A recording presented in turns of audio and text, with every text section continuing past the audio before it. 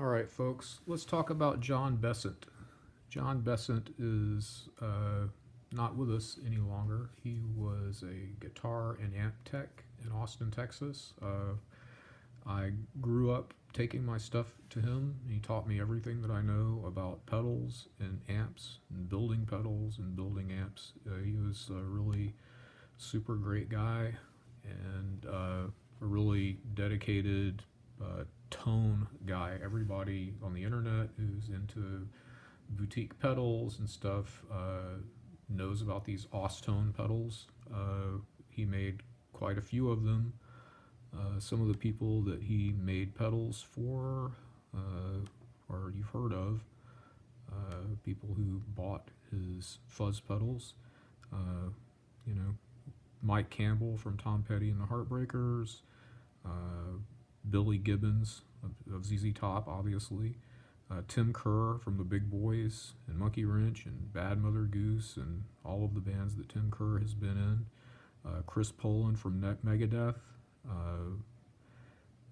Van Wilkes, Ian Moore, John Fogerty, and the list goes on.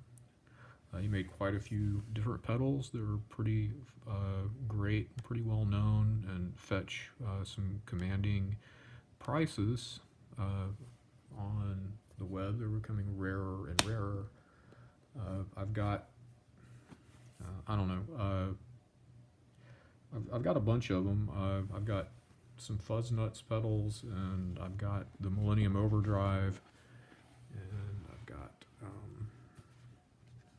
the Vibra Stomp, and just a bunch of different Austone pedals. Today we're going to take a look at pretty much all of them. I think we're going to play through them. Here is the Fuzz Nuts Text Tone. There is the Solo Stomp. There is the Fuzz Nuts Original. And there's the Millennium Overdrive.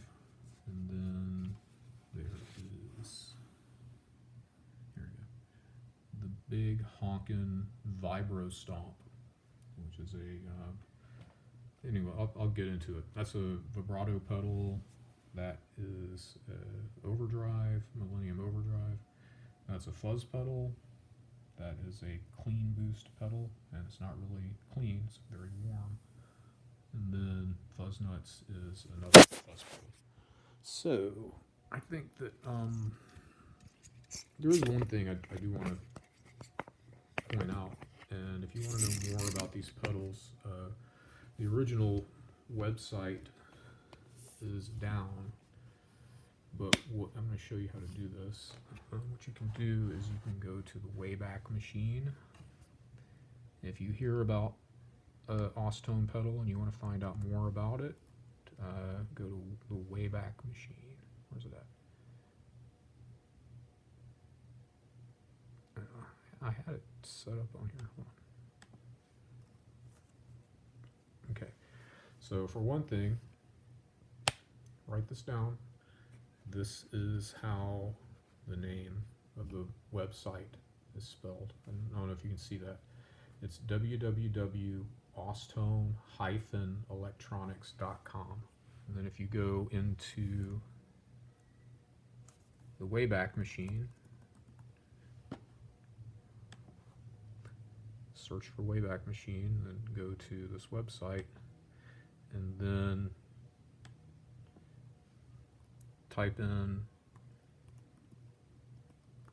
Austone Electronics.com, and then there we go. Now we see all of the snapshots that the Wayback Machine archived in 2007. Unfortunately, John passed away in 2009, so it looks like that's where the shop stopped, and it looks like most of the snapshots happened in late 2007. So if we go to 2008, looks like we've got one on March 15th at the height of South by Southwest. You click on that, and it will take us. So John was having a lot of health problems, back during that time, so it's possible that they just didn't get a clean snapshot. I looked at this one from 2007, and it seemed like they got a clean shot of it. So we've got all of the different products. We've got the Vibra Stomp, the Textone, the Fuzz Nuts, the Solo Stomp, the Millennium Overdrive, and the T-shirts. I do have a T-shirt as well. Like I said, Jon was a very important figure in my life, both from a musical community perspective and from a personal perspective. We didn't hang out a lot outside of the shop, but I really would spend a lot of time in the musical exchange where his bench was, and hang out and just talk with him all the time about amps and just, crazy, crap that we read on the internet together and stuff like that. And it was, I just want to keep his memory going because he was a really great guy, and his pedals are like crazy good, and like that's really, that's really the meat of it, I think. Let me zoom out here so we can get a look at all these pedals. Let me crank up the amps here, and we're just going to run through. Then we're going to just play around with these pedals a little bit, and let's see. Is this light going to help anything? Whoa, shit! That's very bright. Hang on.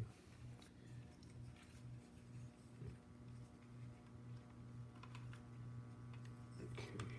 So, sorry this is taking so long.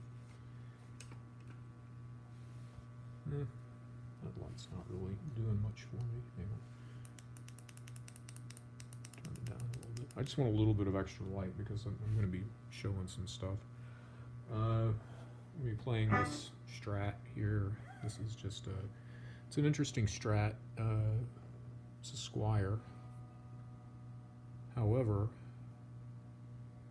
it was made in Mexico. Squire Strat that was made in Mexico. And it's got a serial number.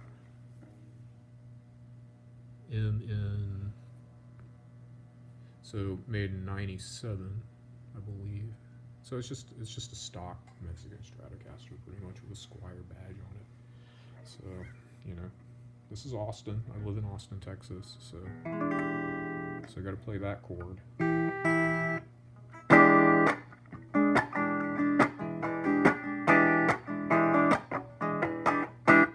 That's going to kind of inform what we're doing. And I'll probably also play like some, blues, or not blues, but just like,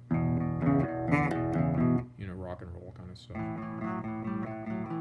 Just because I think these pedals really are vintage sounding. Jon, his influences obviously were from the early 60s and 50s, Elvis, rockabilly. I think really when he was building these pedals, mostly he was into playing like Celtic music. He wasn't doing a lot of rock stuff. I think he did have a rock band called C-Rex, not T-Rex, but it was like C-Rex. So that was him and some buddies of his playing some, kind of bluesy rock stuff. He had like a whole collection of vintage Fender amps. He had like pretty much several models of every kind of Fender amp. And so that brings me to my next point. I'm going to be playing it through this Champ. It's a 70s silver-faced Vibra Champ, which is like a pretty good platform for pedals. Of course, the Champ amps, the circuit did not really change that much over all the different iterations. I think that this one is from '78, and it's pretty much the same Vibra Champ circuit.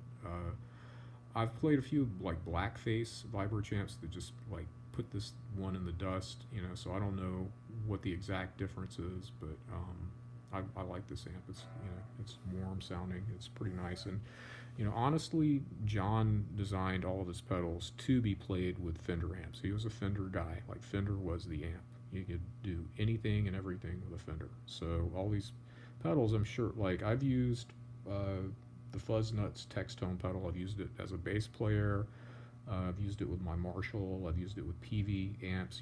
It's a good fuzz pedal. But specifically the Millennium Overdrive, I think, sounds the best with like a Fender type amp. You know, like none of these pedals are really like modern sounding, high gain, you know, clean overdrive or whatever, you know, like they don't sound like Klon pedals. They don't really do anything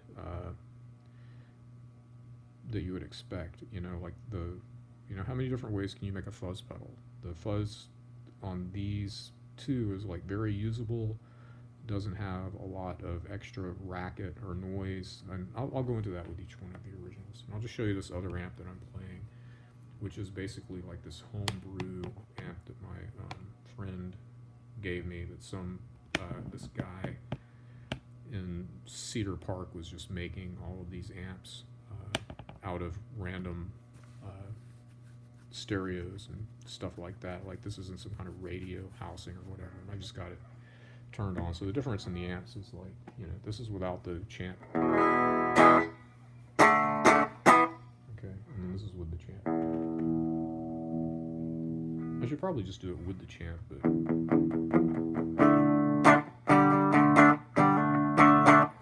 and the other thing that I've got going on here is this analog delay.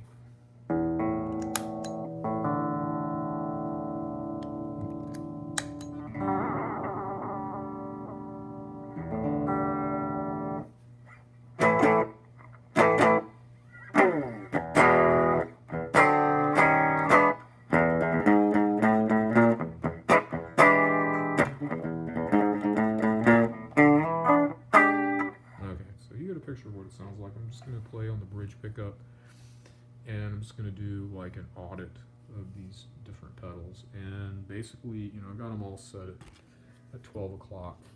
Let's start with the text tone, because well, actually, you know what, let's start with the solo stomp,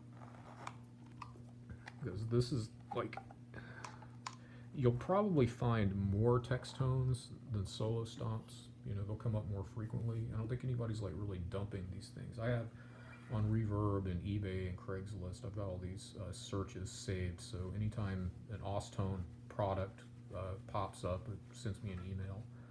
And usually the Austone thing, they're tires or they're like, you know, power supplies, generic OEM power supplies that people are saying are good for Austone pedals. But sometimes they come up, you know, it's becoming rarer and rarer as people are like hanging on to these. Anyway, so let's start with a solo stomp. This, let me read what it says about the solo stomp on the website. It says, serious hand-built boost pedal, an elegant Class A preamp stage that boosts your tone without changing its character. As with all Austone products, it is very quiet. The in control sets how hard the stage is driven, while the out control sets the output level. Your solo comes along and your band won't back off. Stomp your solo stomp and you'll be heard. Proceed with caution. This thing can slap the front end of your amp into distortion and pin your ears back. Formidable output. Touch sensitive overdrive. So this is a pretty warm, what do you call it? A pretty warm boost. I use it a lot to just kind of make my sound a little tiny bit crunchier. So here it is without. And here it is with everything on 12. Yeah.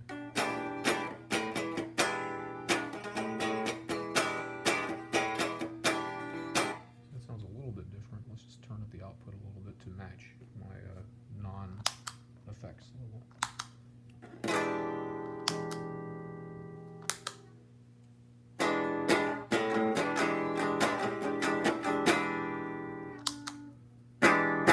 So it kind of warms it up a little bit.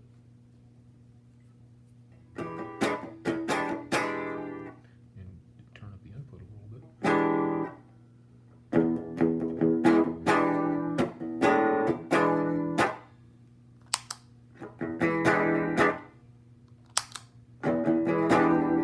So it adds a little bit of beefy, you know, a little bit of juice, a little bit of warmth. Let's dime it and see what happens. That's pretty good.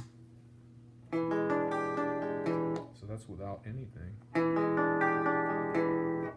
then here's that extra.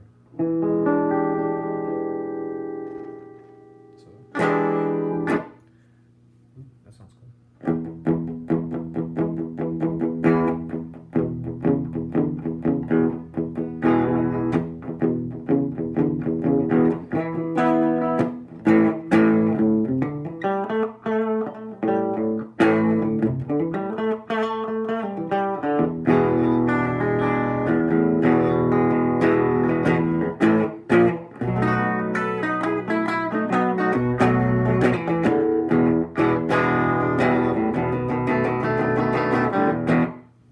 The solo stomp.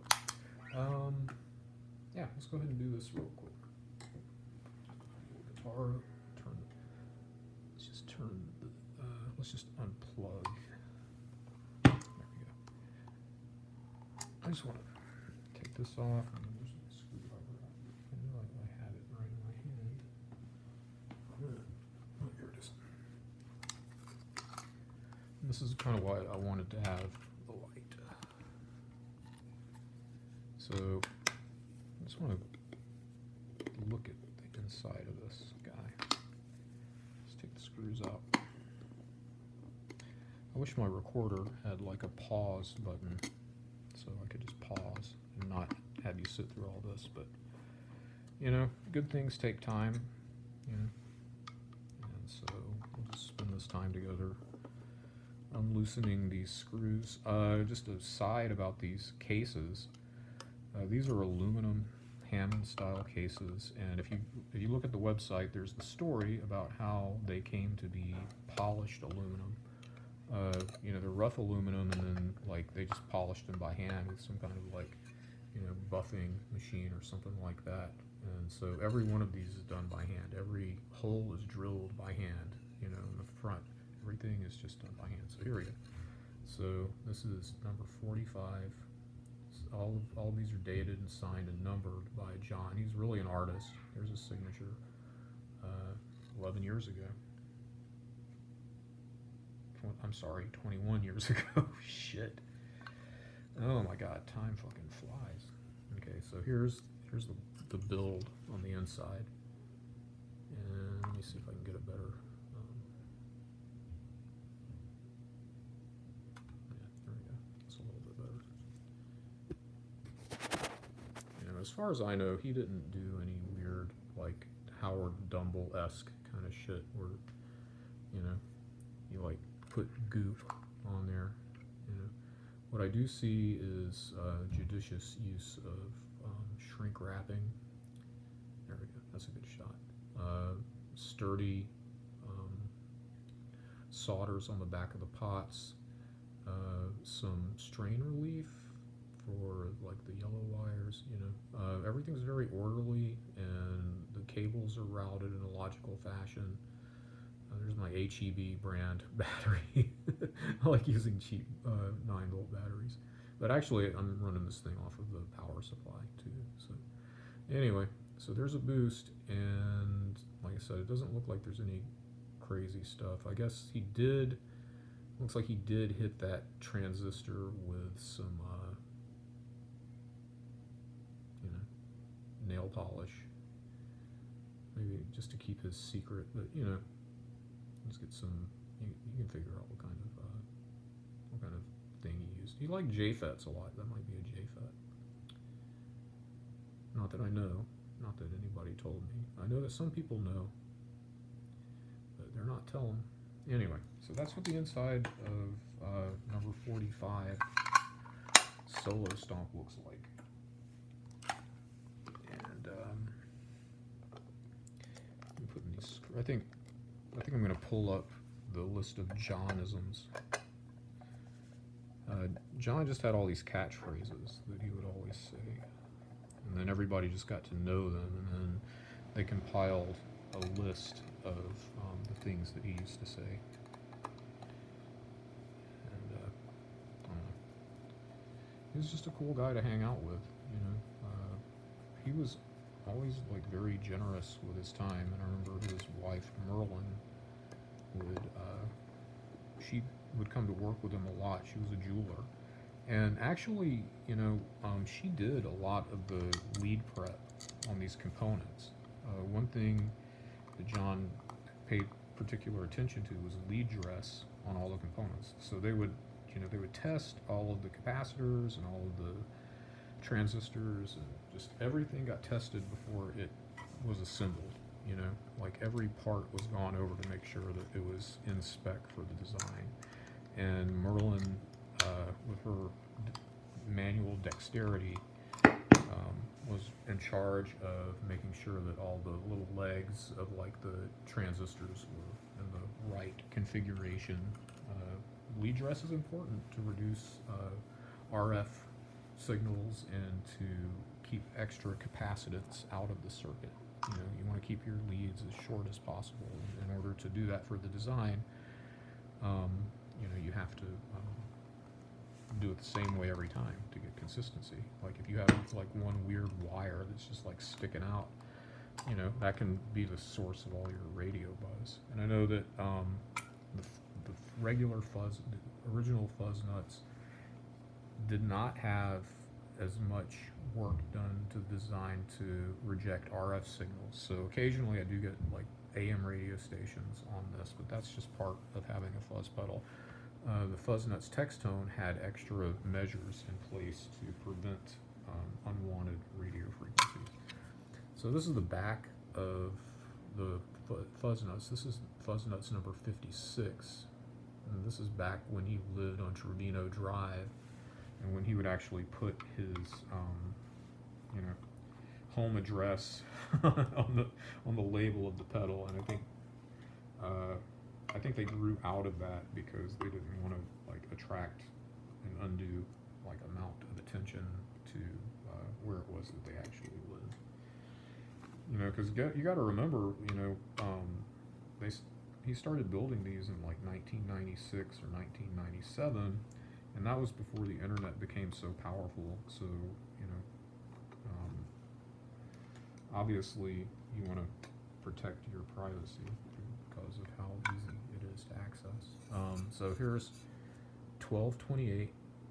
Wow, working over the Christmas holidays, finishing this up, 1998. And here are the guts, and this is just, this is like an early version of the Fuzz Nuts, and look at how meticulously everything was put together. You see how the battery wires are wrapped around together. That is an RF rejection situation. You see these extra, resistors on the jacks, between the jacks and the switch.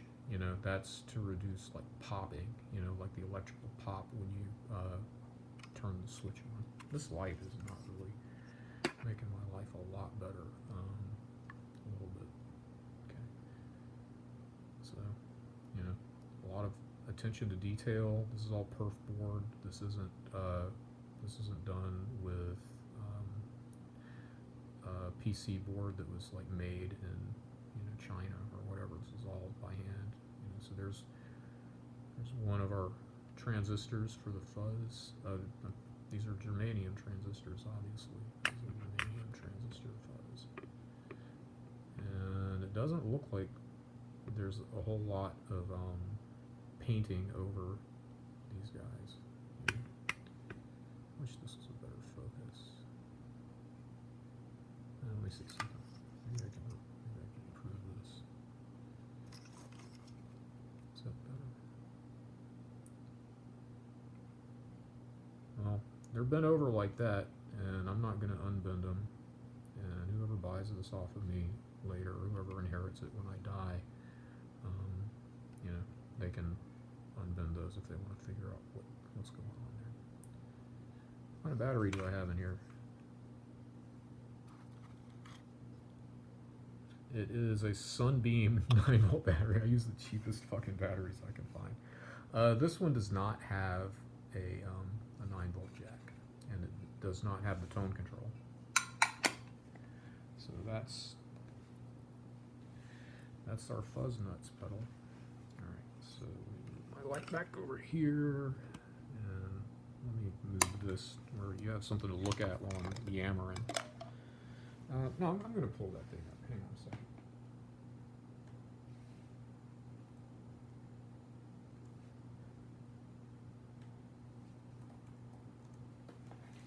Let's talk Johnisms. 1.1, modified July 4th, 2009. Okay, so these are things that Jon's friends contributed to this Google Doc after he passed away, and this was distributed on the internet. You know, do you feel lucky, kid? Well, do you? Because sometimes, like, he would be turning on an amp or testing out a repair or something, and like it was like you know, sometimes if you try and fix an amp and you don't do it right and you turn it on and something blows up. So that, to me, that's what that kind of sounds like, is before he cranked up an amp after he had repaired it and was concerned that maybe it was going to, like, you know, blow up upon power on, he would say that. That's what that seems like. Danger, Will Robinson, impending doom. And so, you know, basically hanging out with him while he was triaging amps was hilarious, because somebody would, like, bring in an amp and, you know, bring it up to the counter, and, you know, part of the intake process is testing out what the customer said was wrong with the amp.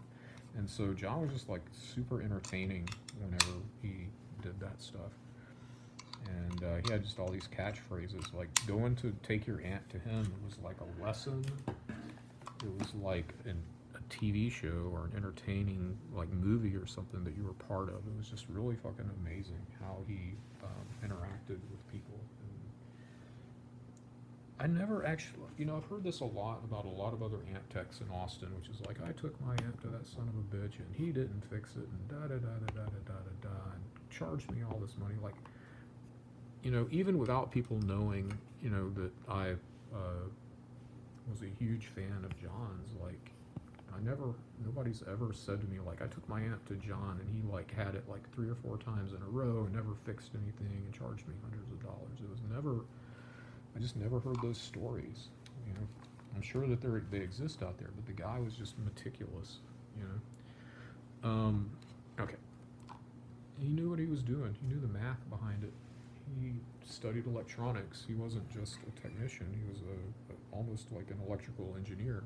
He worked for a long time before he started working for Walter Hutchins at the Musical Exchange as an amp guy.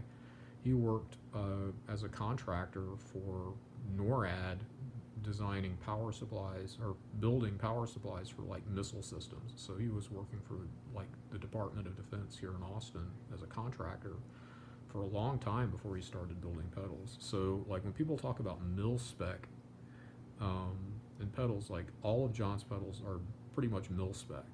Like, you can drop them on the ground and they're not gonna die, you know. I wouldn't hammer a nail with them, but if I had to, I wouldn't be too scared that they were gonna suffer internal damage. So anyway, here's the Fuzz Nuts, and this is just gonna be on just I've got the controls, set the controls for the Heart of the Sun. Here, where's it go? Oh, yeah. Danger, danger, Will Robinson, impending doom.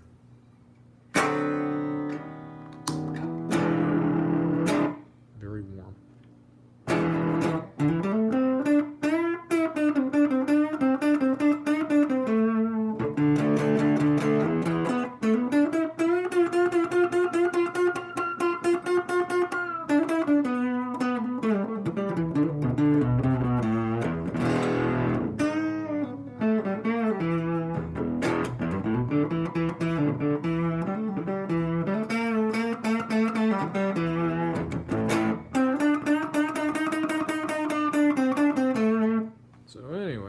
Crank it up, more fuzz and more nuts. So fuzz is the amount of fuzz, and nuts is the volume.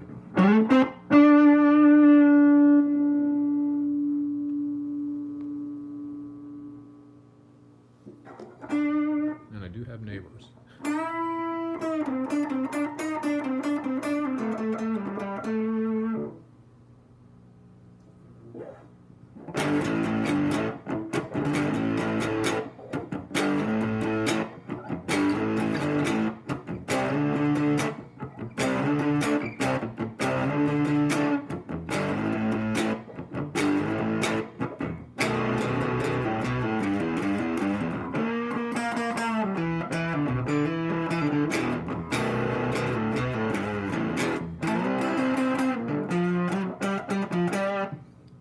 Yeah, it's a fuzz pedal. It's fuzzy. It's nutty. It's fucking awesome. I love it.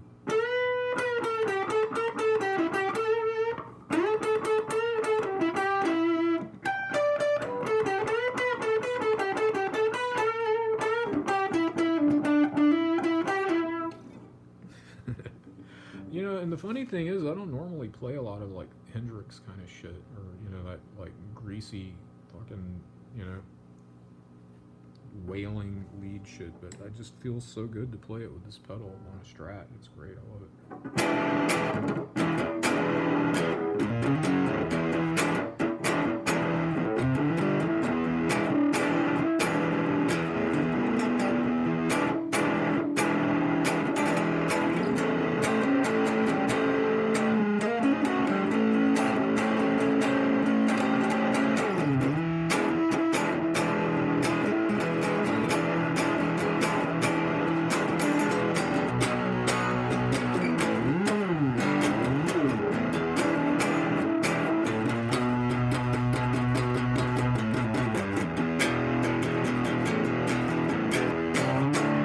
So anyway, that's the Fuzz Nuts. It's like a lot grosser than the Fuzz Nuts text tone.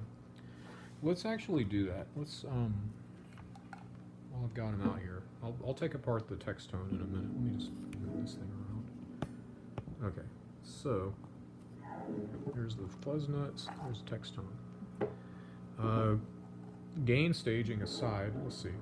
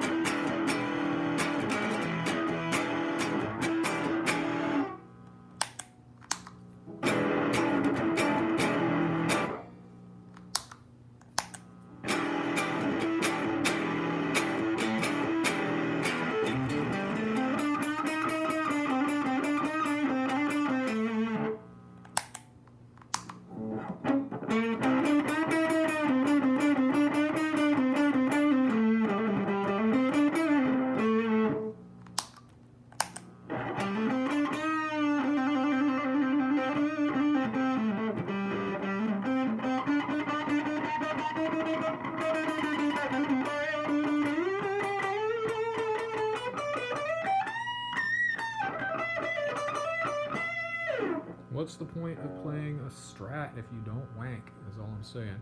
You can obviously hear the difference in the design between the original Fuzz Nuts and the text tone Fuzz Nuts.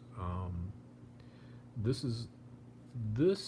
is gnarly, and this will like melt the paint off of anything. It's just, and it doesn't go out of control. It doesn't have like that fizzy kind of shit going on that like makes a lot of fuzzes unusable. So like the amount of fuzz on the Fuzz Nuts is, it's not out of control. It's all usable.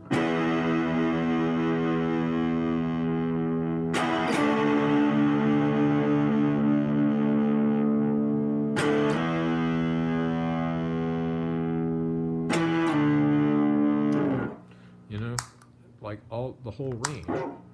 And then also the other thing is it cleans up with the volume knob. Both of these do.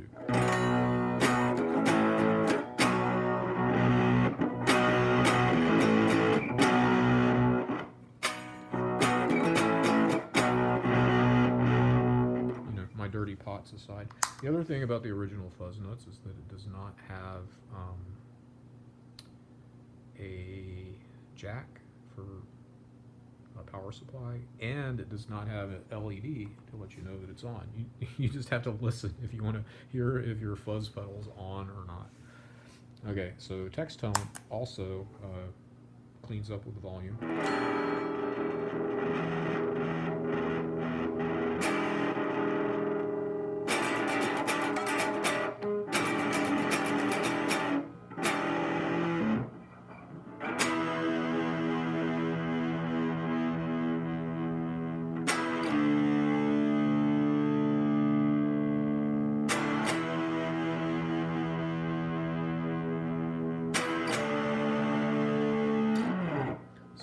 if you like fuzz, the Fuzz Nuts will make your nuts fuzzy.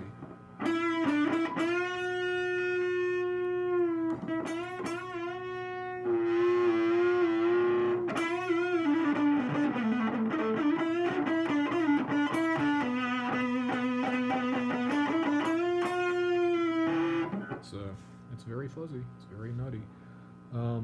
So this tape on here is how I had it set when I was using it for my bass. I was actually stacking this with a Electro Harmonics bass. What the fuck is that called? Soul Preacher? Soul Food. Bass Soul Food, which is kind of like a clone. So that's really all the fuzz that I wanted at that time for the bass.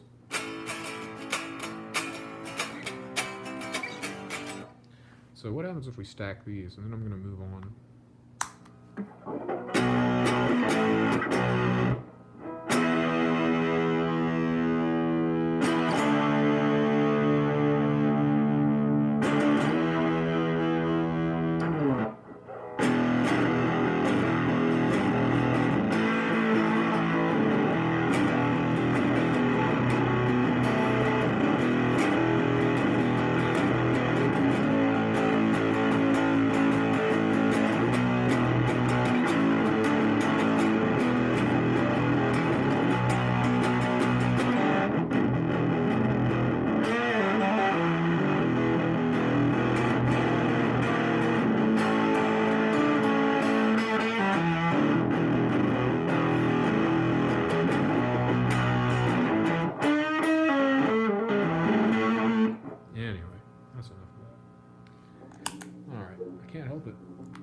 It's just a lot of fun to be doing this pedal demo. I've been meaning to do this for years. Not even necessarily just for the benefit of YouTube, but just for my own benefit. Did I? No, I haven't taken this one apart yet. So here's, now we're at the P.O. box here, hand built. Everything is hand built. I'm a bad person because I have lost the original screws and I've replaced them with screws, I think from the light switch covers in the last place that I lived. Hang on, I gotta get a screwdriver, flathead screwdriver. Oh shit.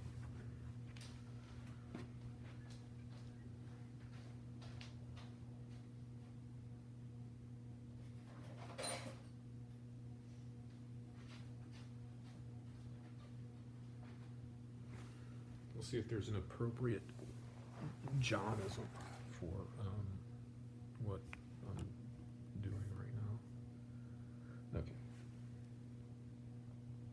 So for a particularly bad sound coming out of an amp, according to the list of Jonisms, John would say, it sounds like reality tearing open. I guess the reality is like, you gotta take your amp to the shop because you like stacked too many fuzz pedals before the input stage. John taught me a lot about amps, and the one thing that he taught me that I'm never going to forget is that if you only have one amp, make it a vintage Fender. No circuit boards. No pre-printed circuit boards, no new stuff. Like if you want to throw your amp away, then buy a modern, mass production unit. But if you want an amp that's going to last that you can fix, get a vintage Fender. So like this design is like light years beyond the original. Like I really want to get a good shot of that so you can see it. Like everything about this is intentional, all of the wire routing is done just so, like basically this is like a little tiny Fender amp. It's like a little tiny Fender amp built into a box, and everything, like there's something going on there. There's like, this resistor is shrink wrapped into the switch. This is to keep it from popping when you step on the switch. All the Austone pedals are true bypass, so they don't load your circuit when they're not on. You know, I guess we've got our obfuscated TO package. What do you call it? Transistors. I guess we got 3 of them. So maybe this is like a, you know, I don't know. I can't see how the thing is connected together. Maybe it's like a color bender. Maybe it's, you know, a Vox kind of thing. Who knows what he designed it on? It could be designed off of like an amalgam of, you know, the different ones. You know, obviously there are only so many different ways to build a fuzz pedal, and everybody has built the shit out of them. I think that, you know, what this pedal does good. It does really good. It's warm. It has like a really usable fuzz. It's very clean. It's very well built, and it does not pick up radio stations. And, you know, God forbid if anything happens to this, like, you know, I could fix it maybe, as long as I don't blow up one of these transistors. You know, I don't know how. You know, I guess he did kind of do some Howard Dumble shit on this to keep people from copying his designs. You know, who knows? Who knows? Even if like, right? Like, I'm sorry, this is not a good mute. Who knows if these transistors like even do anything? The guy had a great sense of humor. He would like pull your leg. Here's another thoughtful little piece. This is our. I don't know how this goes. Oh, this is to keep the battery from moving around here because there's no battery clip. So you put it on this way. So the battery is held in place by that little patch of black stuff. Okay, let's have another Jonism. May the tone be with you. That is, Jon was tone. You know, Austone. He had an amp repair business. He did work for Walter Hutchins at the Musical Exchange for 20, 30 years, and he stayed in the building, and he bought out that side of the building that Walter rented out for the Musical Exchange, and he set up his bench, and so he was operating his own business under Tonecraft amplifiers, and it was him and Merlin in there all the time. So basically, you would take your stuff into the Musical Exchange, and if you wanted to get your guitar fixed, you'd take it to one side of the building, and that would be Walter. And if you wanted to get your amp fixed, or if you wanted to get your pedal fixed, or if you wanted to buy one of these pedals, you'd do it on Jon's side under Tonecraft. So that was Fuzz Nuts, the original Fuzz Nuts, and the Textone Fuzz Nuts. You're probably going to find way more Textone Fuzz Nuts than you're going to find original Fuzz Nuts. I don't know. I'm not going to say that, you know, these designs are for everyone. And I think there are a lot of people who just don't get, you know, or don't find what the pedals are good at, like, useful, you know, for whatever their sound is. Obviously, like, if you're in a nu metal band, you know, you're probably not going to be going for, like, a souped-up vintage style reverb or vintage style fuzz pedal. You know? This is all very vintage, very, like, updated vintage. Like, this sounds a lot like, you know, like those Rocky Erickson records from like the 80s. So here is the creme de la creme of the tone shaping pedals. First, I want to show you this battery that I've got in here, which is the Dollar General Store battery. But I mean, look at this. Look at this. Design is fucking crazy. Like, this looks like a computer from the mid-80s, you know, all these components, discrete components. All the wiring is done very meticulously. This is very heavy, like, it's secured. It looks like they built on both sides of this board. Just the way that it's put together. Oh, wait, here we go. Look at this. Copyright 1999 by Austone Electronics, trademark. So he, at the end, you know, he was, you know, for a good, you know, long time. It looked like 9 years after this, after starting, or 9 years after developing the Millennium Overdrive, he was pumping these things out. There were a lot of Millennium Overdrives out there. So this says made in Austin, Texas, Millennium Overdrive trademark. Okay, so this is a custom etched board. So that's probably like the only wires that we're like seeing are the harnesses that come off for the jacks and for the switch. And this one does have a 9-volt. This is like the one. This is the Billy Gibbons, and Mike Campbell thing. They love these things. Billy Gibbons ordered, and the story is on the website, and it's not. It's obviously who would lie about Billy Gibbons buying their shit. So this Millennium Overdrive was fabricated. This is number 2,115, and I'm not sure if it's revision 2. I don't know if he actually made 2,000 of these, but this is number 2015 on 6401 by Jon Bessent.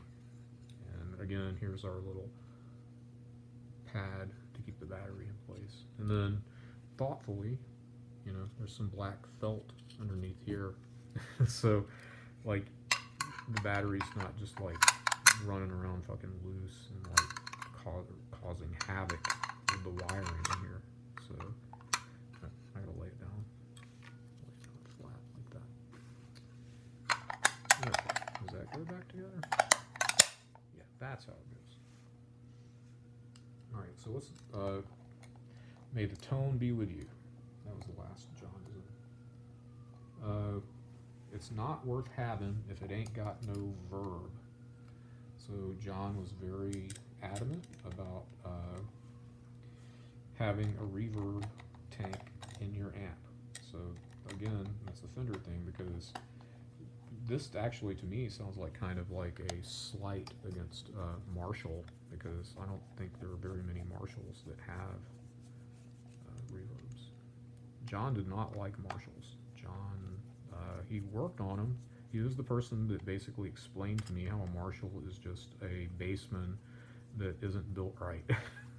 And he would always say, like, just look at the way that British people do plumbing, and that's kind of what a Marshall amp is. It's built like a British plumbing system or something. It's not well engineered like a Fender amp, because the Marshall is just a knockoff of Fender bassman. It's not big on the Fenders. Okay, so let's hear what the Millennium Overdrive sounds like. So we've kind of got like a time sequence. So Fuzz Nuts, that could be like a 60, like late 60s sound. The text tone is like a 70s sound. So even though the Millennium Overdrive was built, this one was built in the 21st century, ostensibly, that it's essentially 80s kind of overdrive. I mean, it doesn't really sound like a Tube Screamer to me that much. It's definitely, I don't think it's a Tube Screamer clone. So here's everything, at 12. Hang on.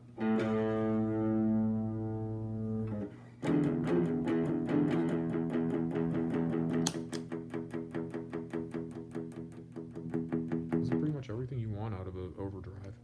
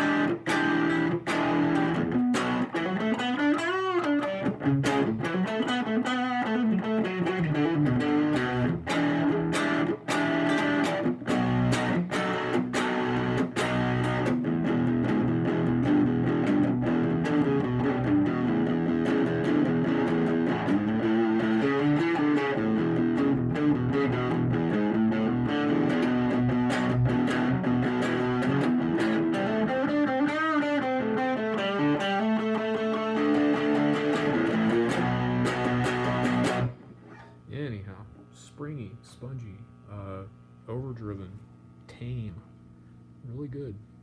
It's a great overdrive pedal, and it's well made by my friend John. This pedal's going to last longer than me.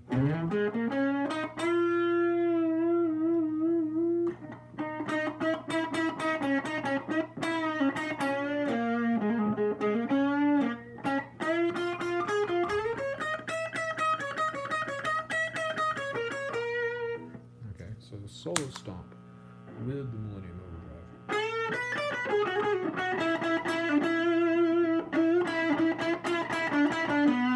Stacking the Fuzz Nuts before the after solo stomp and before Millennium Overdrive doesn't sound great.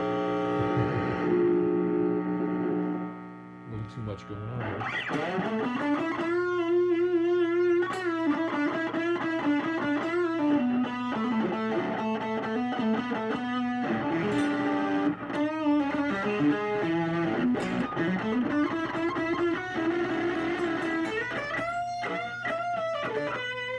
Anyway, text tone before the solo stomp.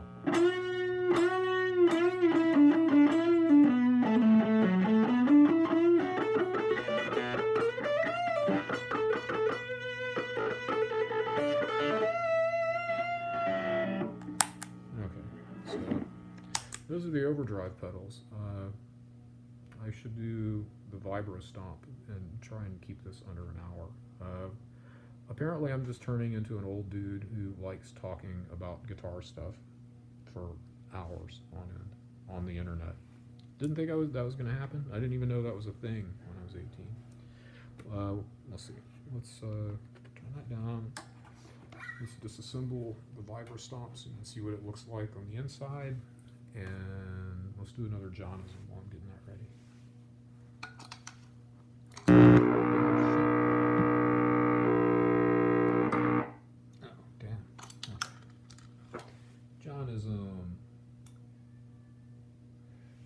Satinger's Law. I don't know who Satinger is. S-A-T-I-N-G-E-R. Satinger's Law. It doesn't work if it's not plugged in. So, like, that's step one of troubleshooting any electronic circuit. Is it plugged in? And you know what? Oftentimes, it is not plugged in. And we've all been there. You know, what's wrong? My pedal board is not working. I turn up my guitar volume knob and, like, I don't hear anything. It's like, well, you got to put the cord in your fucking guitar, dude. Like, duh. You know, it happens to the best of us. It does not work if it's not plugged in. You got to plug it into the wall, and you got to plug your guitar in. You got to make sure that you've plugged make sure that you plugged the guitar into the guitar hole and not into, like, the speaker hole. Here we go. This is 5408, Jon Bessent. 508139. Good Lord Almighty. What's up with this numbering system? I do not know. This is a late model. This is like a year before John passed in '09. This is really the pinnacle of his work here. I really want to show this to you. I really want to do this justice so you guys can see, because these things are kind of rare as hen's teeth. After he passed away, see, you know, full disclosure, my partner at the time worked at the Musical Exchange. I was friends with them for a long time, and then, you know, I found out that they needed somebody, and I got them a job there, and so, you know, it's just all in the family or whatever. But anyway, they were working there, and David Gilmour from Pink Floyd, his Ant Tech called and wanted to know if they had any of these Vibra Stomps just laying around that they wanted to sell. And she asked me if I wanted to sell mine to David Gilmour, and I was like, no, I don't want to do that. Here we go. So you can, the V trim, you can change the volume if this thing's sucking too much volume out. This is a very complicated circuit. This is 2 vibrato circuits in one box. Here we go. Austone Electronics.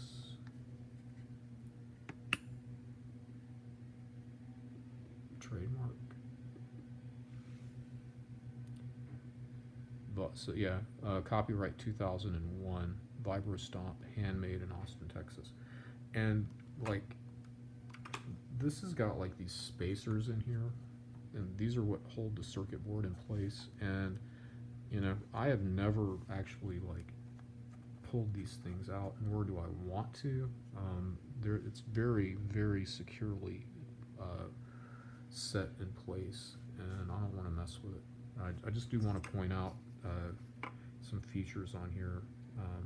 You know, on this one, he actually did let us in on what kind of transistors are in here.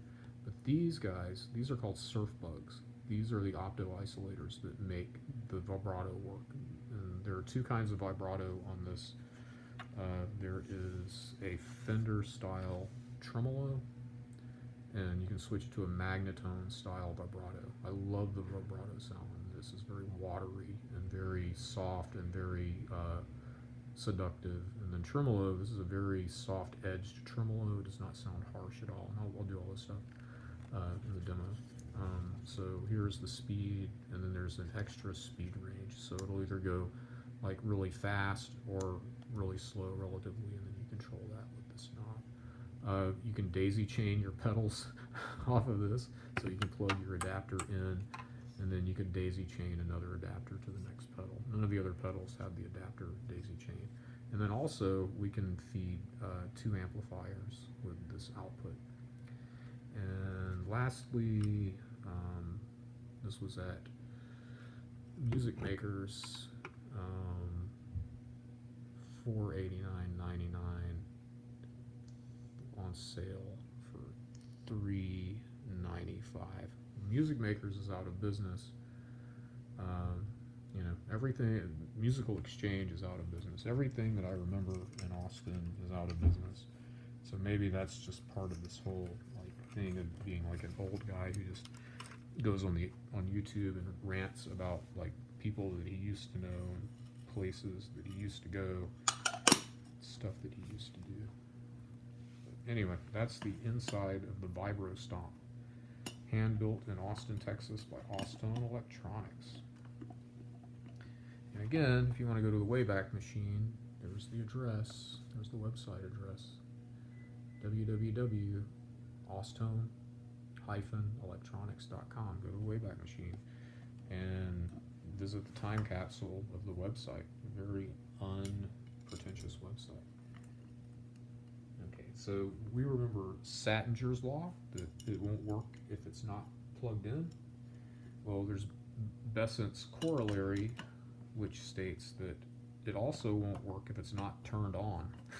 So, you know, yeah, you got to turn the power switch in order for the device to work. That's pretty good. And then, I don't think that Jon invented unobtainium, but he definitely helped spread that trope by the people that he talked to. Yeah, unobtainium. The atomic number of unobtainium is 0. Okay, so let's get this guy working here. This is the Vibra Stomp, and we'll just do Vibra Stomp without any helping items. Okay, let's see. There we go. I'm going to move over here so you can see more Vibra Stomp action. There we go. Everything stable.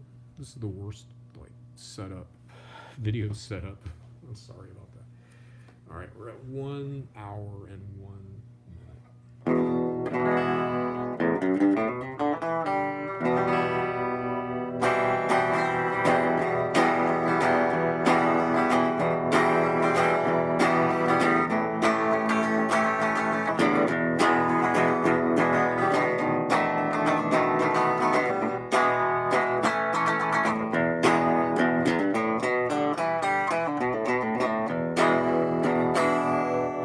So that's the regular tremolo.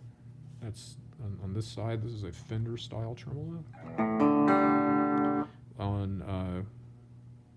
So we've got the depth controls. That's how prevalent the sound is. And this is one for the Magnetone style. This is one for the Fender style. And this is the tremolo speed. So let's turn the depth up all the way. So like the waveform on the tremolo is not like jaggly. It's very pleasing to listen to. Very soft, very liquid. So by comparison, here's the actual Vibra Champ Vibrato.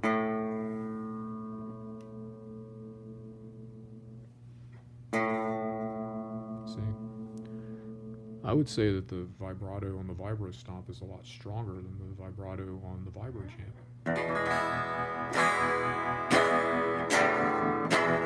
Let me turn off this other amp. Hang on. There we go. Now we're just going to get the champ.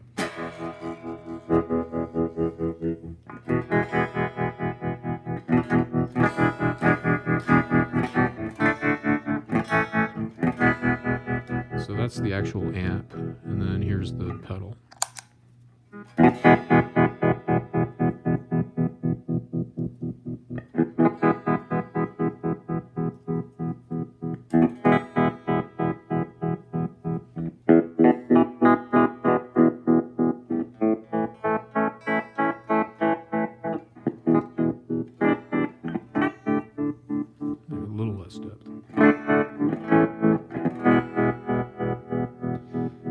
So, what happens if we switch it over to the Magnetone style vibrato?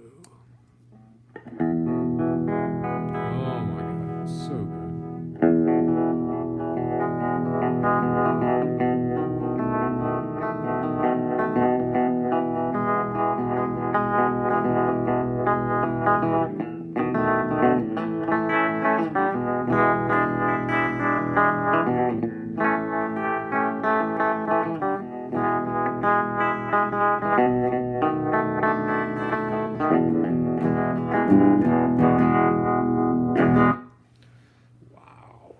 Blows my mind every fucking time, man. I just love this so much.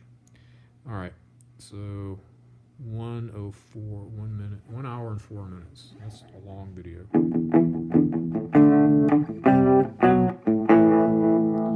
So, you know, you can do all the rockabilly, chicken picking, all that stuff. Let's see.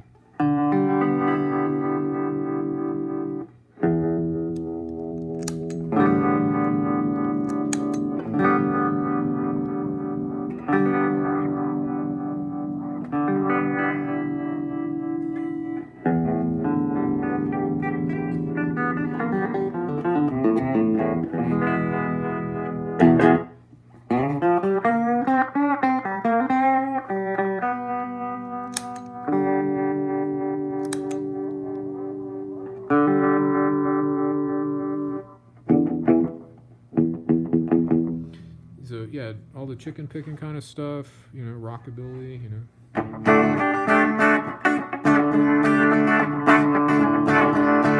Little slap back echo, you know, rockabilly. Turn down a little bit.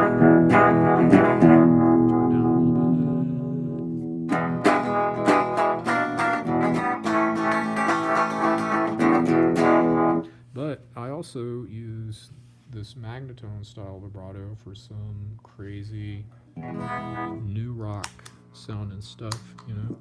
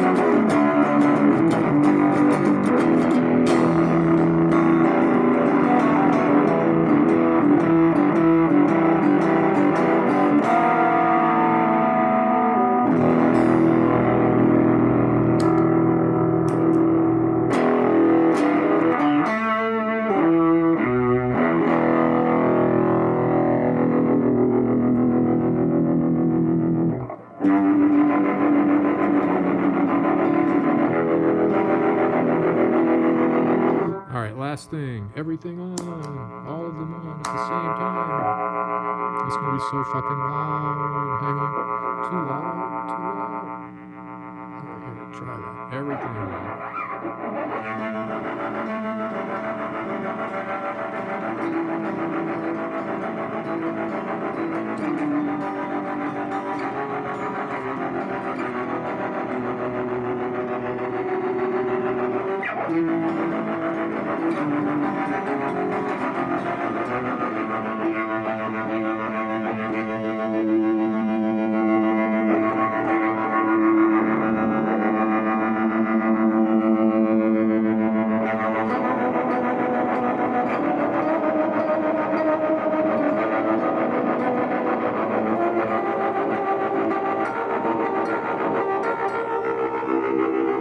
With the Vibra Vibrato on too.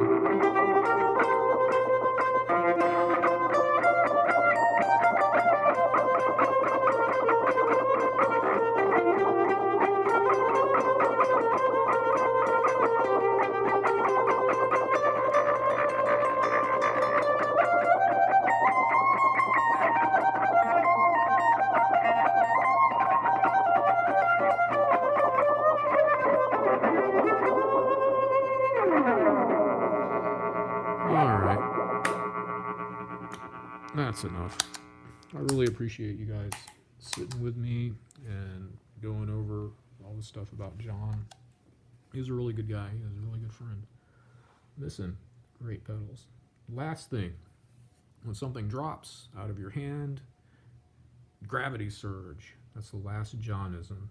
Blamed for anything falling to the ground, like pliers, soldering iron, nuts, bolts, etc. The gravity surge. All right.